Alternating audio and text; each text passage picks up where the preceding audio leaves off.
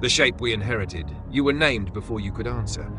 Given a family, a language, a nation, a history, a collection of fears, and a set of acceptable truths.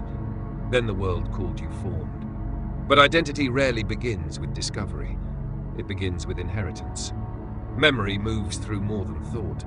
It lives in posture, instinct, silence, attraction, anger, and the emotional weather carried from one generation into the next. You may hear an ancestor in your laughter. You may feel a fear whose origin no one remembers. You may stand before a mirror and realize that the face looking back is not singular. Lives stand behind your eyes. And still the world asks, who are you? It expects a name, a profession, a belief, a title, something small enough to recognize. But how many masks can a human being defend before forgetting there was ever a face beneath them? A child receives conclusions before learning how to examine them. Repetition becomes certainty. Certainty becomes identity.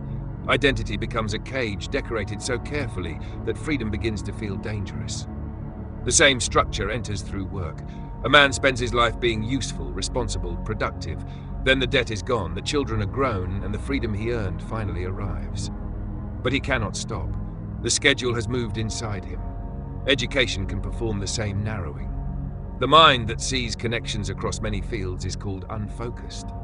The specialist is rewarded for mastering one corridor, then begins mistaking that corridor for the entire building. Credentials become substitutes for discernment. Titles become permission to listen. And intelligence that emerges outside approved systems is treated as a threat. Sometimes the occupation becomes more intimate. Another person enters through affection, fear, dependency, or desire.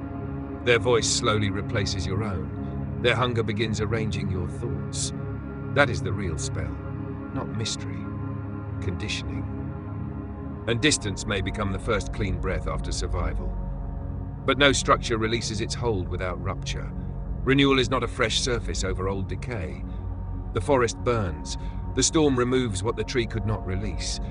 The former identity cracks because the next life cannot be built inside the architecture of the previous one.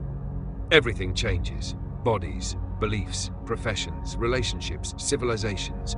Even memory changes shape. Yet beneath every name, role, certainty, and inherited voice, something remains capable of witnessing the change. That presence is not the mask, it is the one who finally sees it. And once the structure becomes visible, inheritance is no longer destiny. This spoken work was generated from the shape of memory, poems of identity, inheritance, and becoming, written by D.S.E.A.